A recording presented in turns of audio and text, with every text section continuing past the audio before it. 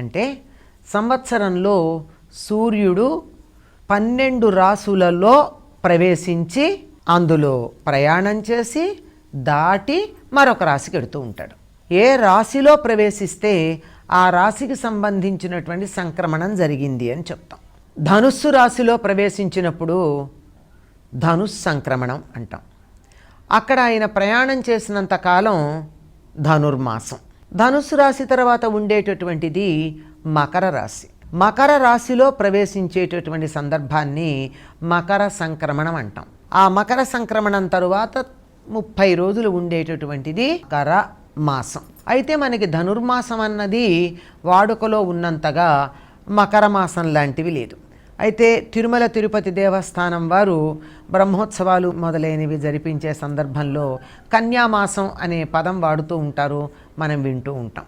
అంటే సౌరమానాన్ని అనుసరించి సూర్యుడు ఏ రాసుల్లో ప్రవేశిస్తే ఆ సంక్రమణం జరిగినట్టు ఆయన నడుస్తున్నటువంటి కాలమంతా ఆ మాసంగా పరిగణించబడుతూ ఉంటుంది. ఆ విధంగా మకర రాశిలో ప్రవేశించేటటువంటి రోజుకి మకర సంక్రమణము అని పేరు. సంవత్సరంలో 12 సంక్రమణాలు జరిగినా నెలకొకటి చొప్పున 2 మాత్రమే ప్రాధాన్యాన్ని సంతరించుకున్నాయి. ఒకటి దక్షిణాయనంలో ప్రవేశించే సందర్భంలో ఉన్నటువంటి సంక్రమణం, రెండవది ఉత్తరాయణంలో ప్రవేశించేటప్పుడు ఉండే సంక్రమణం. ఇది పైగా ఈ మకర సంక్రమణానికి ఇంకొక పేరు కూడా ఉంది, ఉత్తరాయణ పుణ్యకాలము అని. అంటే సూర్యుడు ఉత్తర దిశగా తన ప్రయాణాన్ని సాగించటం మొదలుపెట్టినటువంటి రోజు. సూర్యుడు కదలడని కదండి చెప్తారు, మరి ఆయన ప్రయాణం చేయడం ఏమిటి, కదలడం ఏమిటి? కదలడని కదా ఆయన గురించి మనం అనుకుంటాం.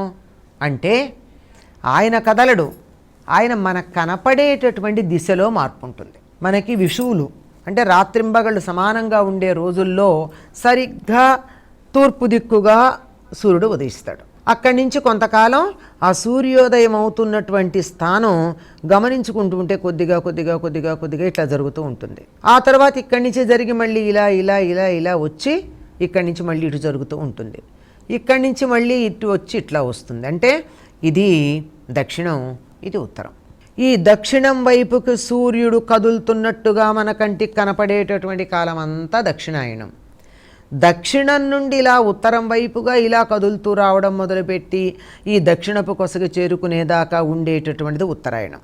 ఈ ఉత్తరాయణం దేవతలకి పగలుగాను, దక్షిణాయనం రాత్రిగాను చెప్తారు. అంతేకాకుండా దక్షిణాయనం పితృదేవతలకి సంబంధించినటువంటి కాలంగాను, ఉత్తరాయణం దేవతలకి సంబంధించినటువంటి కాలంగాను చెప్పడం జరుగుతుంది.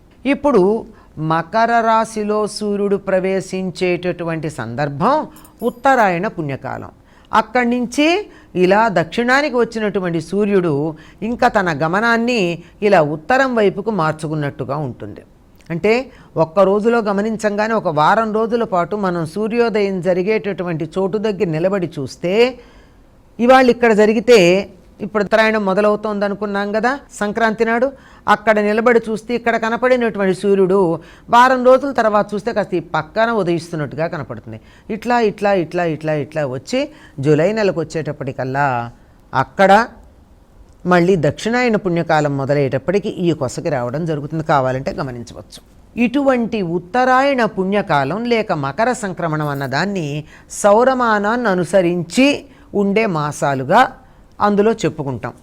భారతీయులు మౌలికంగా చాంద్రమానాన్ని అనుసరించేవారైనా ప్రత్యక్ష దైవమైనటువంటి సూర్యుడి యొక్క గమనాన్ని కూడా గమనించుకుంటూ సౌరమానాన్ని కూడా మనం అనుసరిస్తున్నాము.